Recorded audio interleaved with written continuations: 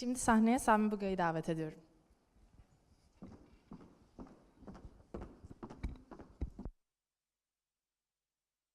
Ay, günaydın. O bir şey vardı. Rüzgar hala sende mi?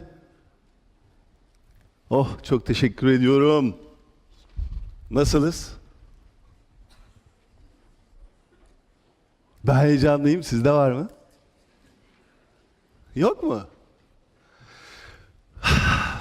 Biraz sisli bir İstanbul'la beraber buraya geldim. Hava da hafif serin. Tam da bundan yaklaşık 1,5 ay evvel pazartesi günü ofiste otururken ya bu hafta ne yapıyorduk filan diye düşünürken olan sahne gibi bir anda telefonum çaldı. Baktım, Allah Allah dedim ya bu numarayı tanımıyorum. O aralarda da hani bilmiyorum LinkedIn şu aralar sizin sosyal medya ilgi alanınızda mı? LinkedIn'den bir sigorta şirketinin üyeleri sürekli olarak arayıp şöyle diyorlar. Merhabalar Sami Bey, yaşınız 51.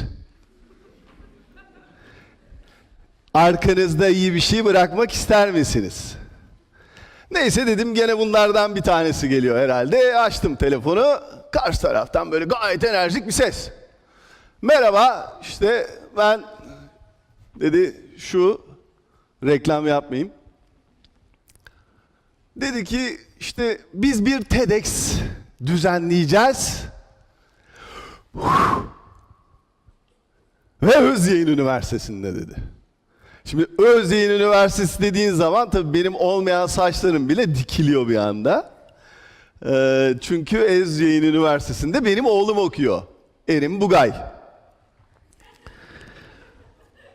Ve dedim ki vay Özyeğin Üniversitesi'nde TED konuşması var. Bir de Erim orada.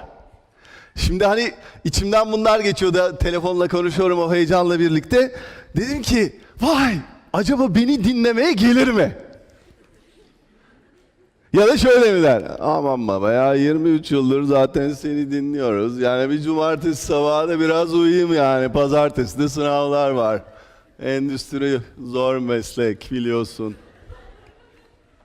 Ya işte filan böyle şey yaparken, değerlendirirken dedim tabii ki çok sevinirim. Ve bir anda beni 2008'e gönderdi. Ama 2008'e şöyle gönderiyor. Dedim ki konu ne? Dediler ki harekete geç. Ya şimdi dedim ya harekete mi? Yani bu kadar meditasyon, bu kadar aydınlanma, bu kadar uzak doğu biz dedim bunları boşuna mı yaptık? Ve o sırada 2008'e gittim. 2008 işte koçluk yapmaya yeni başlamışım. Bebek adımları var. Çok heyecanlı ve koşturuyoruz işte. Yurt dışında bir şeyler yapıyorum, oraya gidiyorum. Böyle acayip derecede sirkülasyonun yoğun olduğu bir süreçte her şey harika giderken ve aklımda da işte bir hani vizyon var. İşte buradan şuraya gideriz, buradan buraya gideriz falan. Nejat diye çok sevdiğim bir arkadaşım var. Bu arada bu hikayeyi sadece şu ana kadar 5 kişi biliyordu. Artık kaç kişi bilecek bilemiyoruz. Nejat aradı dedi ki ya Sami işte bir tane proje var filan. Dedim ne projesi abi dedi süper acayip iyi bir proje. Birinci dedi onayları aldık. İkinci onaylara geçeceğiz ve dedi hani şu anda ne koyarsan koy 5 katına çıkacak. O acayip süper nasıl? Hani sana da gelseler aynısını yaparsın. Ben tabii hayaller kuruyorum. Biraz evvel sevgili Rüzgar'ın da anlattığı gibi çok güzel hayallerim var. Diyorum ki işte hani şöyle Arnavutköy sırtlarında Boğaz'ı gören bir ofis. Yani ev istemiyorum o kadarına gerek yok. Sonra diyorum bir tane güzel böyle hani 42 en küçük bir tekne. Yani Göcek'te filan durur. Biz de Erim'le hafta sonları gider orada Akdeniz sahilleri, Ege sahillerinde filan böyle gezeriz. Sonra da diyorum bir araba alacağım ama ne alayım? Satılığa çıkmış bir tane araba var. Ferrari'yi satıyor ya Bilge. Dedim ki o Bilge'nin arabasını alayım ben en iyisi. Hazır satıyor adam. Neyse böyle filan düşünürken işte bir gün cumartesi günü 2. Boğaz Köprüsü'nü geçiyorum. Felaket trafik var. Cumartesi günü günlerden arabayı kullanırken projeyi getiren Nejat aradı. Dedi ki Sami, proje patladı dedi. Dedim ki nasıl? Dedi gitti paralar. Ve o sırada böyle bir sıkışmışlıkla birlikte sağ ayağımdan bir hafif uyuşma bedenimin üstüne doğru gelmeye başladı. Köprünün 1. bacağındayım. Sonra sağ kolumdan bir uyuşma gelmeye başladı. Hala köprünün 1. ayağındayım. Trafik çok sıkışık tabii ki. Sonra sol ayağım sıkışmaya başladı. Sonra sağ elim böyle uyuşmaya başladı. Ve o anda aklıma şey geldi. Efsane, o internette yayılıyor ya. Hani siz de gayet iyi biliyorsunuz zaten. Eğer kalp krizi geçirme riskini fark ediyorsan, bu uyuşmalar başladıysa öksür. Nasıl? Dedim ki süper fikir. Ne olur ne olmaz. Ben şimdiden öksürmeye başlayayım. Başladım öksürmeye. Öksürüyorum. Köprünün yarısına geldik. Öksürmek benden nefret etti. Ben öksürmekten nefret ettim öyle. Ve ardından böyle o uyuşmayla birlikte o boşluk vardır. Hemen 2. ayağa geçtiğin zaman sağ tarafı çektim. İndim arabadan. Orada bir tane işte arızalanmış araba var. Dedim ki ambulans.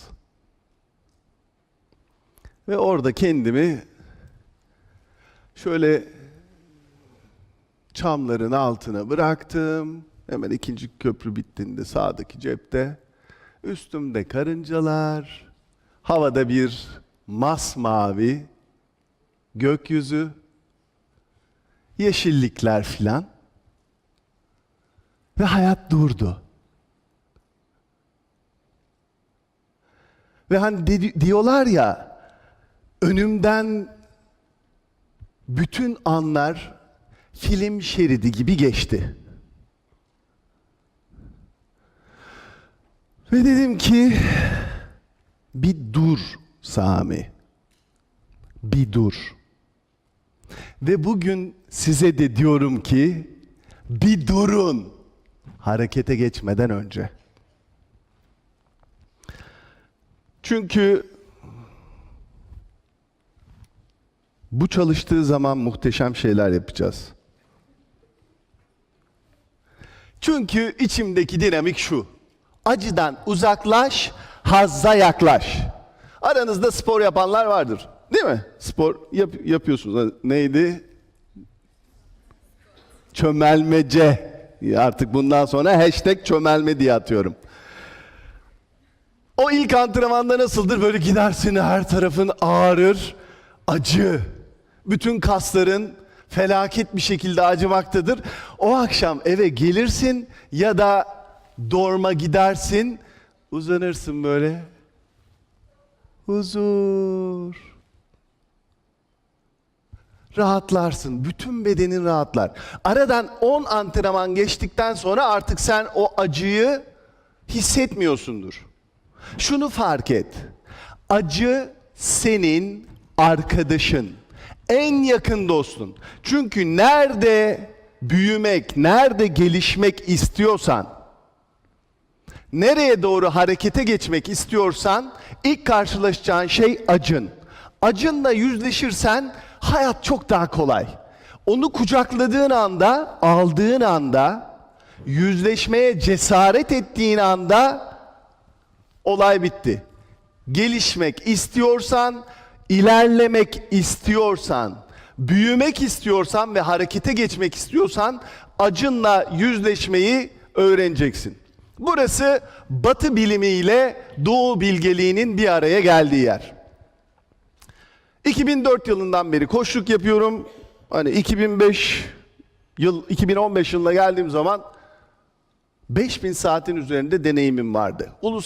Uluslararası yöneticiler, takımlar, liderler, Hani Türkiye'de lider görüyor musun dersen o soruya ayrıca cevap vereceğim. Şunu fark ettim. Başarıyla başarısızlık arasında sadece ve sadece 7 saniye var. 7 saniye. Bütün hayatının döndüğü, tüm kuralların geçerli olduğu ve geçersiz olduğu 7 saniye. 7 saniyede neler oluyor? Hücrende 700 bin tane reaksiyon var. 60,1 milyon kişi farklı düşünceler geçiriyor zihninden. Google'da 21 milyon arama yapıyorsun. 7 saniyede. Ve evren 100,6 kilometre genişliyor. Dolayısıyla evren genişlerken senin kalıp durabilme şansın yok. Bunda son derece netiz zaten. Fakat harekete geçmeden önce bir durmaya ihtiyacım var. 2017 yılı yaz. Geçen sene Bodrum'da muhteşem bir kadınla tanıştım. Acayip keyifli bir süreç. O işte flört ediyoruz filan. Hani senin de oluyor ya bu aralar. O ardından İstanbul'a döndüm ben. Eylül işte işler güçler filan. Bir akşamleyin kendime bir keyifli yemek hazırlıyorum. WhatsApp'tan da mesajlaşıyoruz filan. Şey dedi bana. Dün akşam dedi burada harika dedi genç bir grupla tanıştım. Dışarıya çıktık erkekli kızlı. Dedim bu birinci bölüm pek rahat ettirmedi beni. Hani o kızları anladım da. Hani o genç erkekler ne oluyor? Ve o anda 3 tane beynim aktif. Ha? Üçüncü beynim en gelişmiş olan. Hani siz de beni oradan dinliyorsunuz zaten. Bu alnınızın hemen arkasında. Neokorteks dediler. Duymuşsunuzdur. Yani sinapsisler filan orada ağırlıklı. Orası böyle hafif hafif ısınmaya başladı. Ama esas problem 1 numarada. 1 numaralı beynimde. Çünkü ilkel beynim. Yani ne diyor bana? Saldır!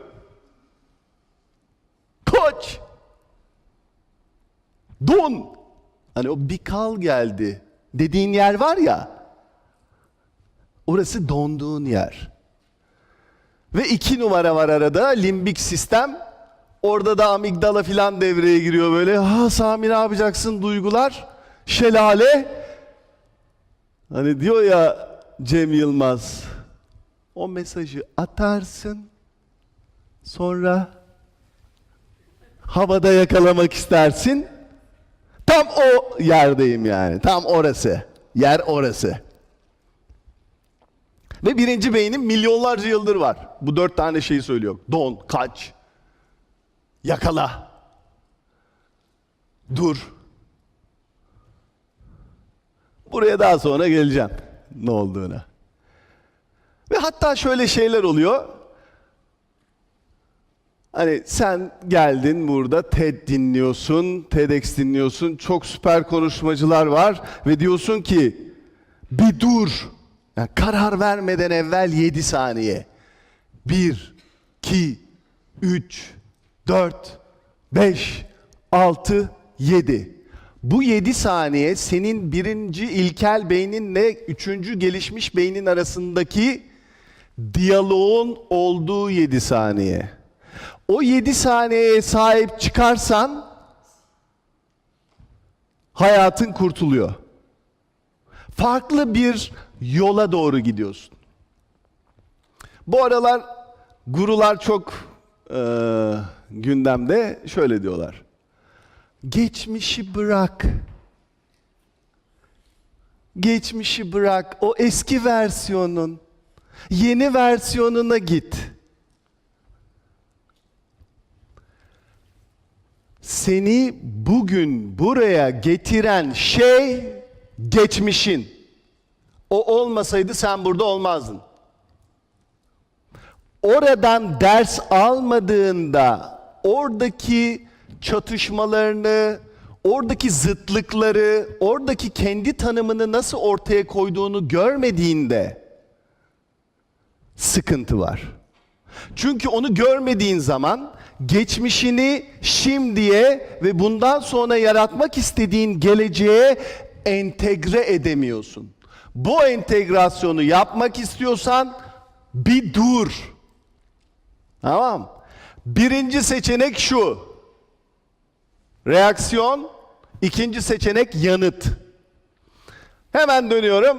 TEDx'i dinledin. Dedin ki ya evet ya hani bu kel bir adam çıktı orada. Hani böyle bir ışıltı vardı. Bir dur diyordu. Ben de bir durayım. Süper seçim. Harika. Buradan çıktın işte hafta içerisinde amfide arkadaşlarla karşılaşıyorsun filan diyorsun ki celallenen arkadaşlar var. Diyorsun ki bir dur. Bak bir sakin. Nefes al. Reaksiyon verme. Yanıt ver filan diyorsun. Etraftaki herkese vay abi ne kadar değişmiş ya. İşte neokorteks, TEDx'te bilgiyi aldın uyguluyorsun orada. O bir hafta da muhteşem geçer. Ha. Herkes gelir. Var ya sen de çok değişiklikler fark ediyorum filan. Bayağı iyi olmuşsun. Sonra kız arkadaşın gelir der ki ya Ahmet hafta sonu Gamze ve sevgilisiyle beraber Ava'ya kahvaltıya gidelim mi? Ve o anda sen o sevgiliyi hatırlarsın bir an böyle gözlerin sevgilisi. Oo içeriden gelir. Ne kadar snob. Zaten gittiğinizde de bir sürü bıdı bıdı yapmıştı. Muhakkak sende arızalı bir parçayı bulur, önüne getirir. Her şeyi de bilen birisi. Üstüne üstlük. Teori muhteşem. Ve içinden hani bir dur dersin ya da tamamına yürüyelim dersin.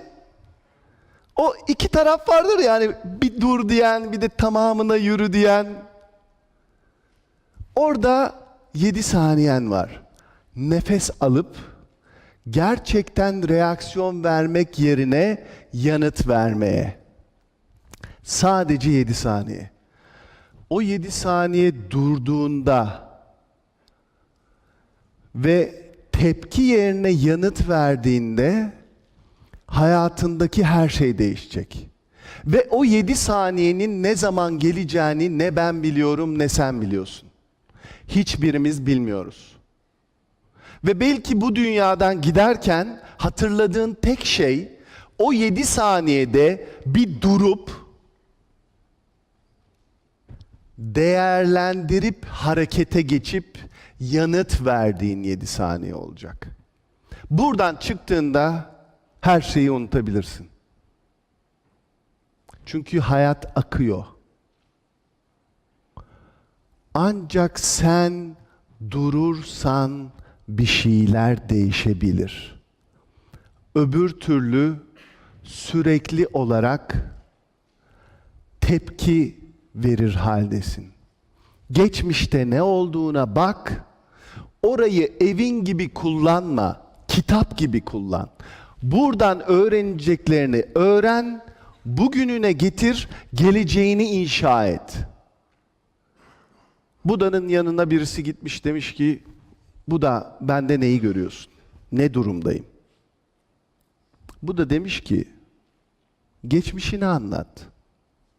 Peki demiş ya birinci sorunun yanıtını veremedin. Hani Budasın filan ama. Gelecekte ne olacağım demiş. Bana bugün ne yaptığını söyle demiş. Şimdi tekrardan geriye salacağım. O mesaj geldi WhatsApp'tan. Yemek yapıyorum. Duygular şelale. O bütün meditasyon, psikologla çalışma, koç, zen, tapınak, hop beraber nefes alalım, içime döndüm filan. Her şey bir anda durdu. Ve belki de hayatımda ilk defa ben de durdum. Ve o yüzden kendisi şu anda en ön sırada benimle birlikte oturuyor. Beni dinlediğiniz için çok teşekkür ediyorum.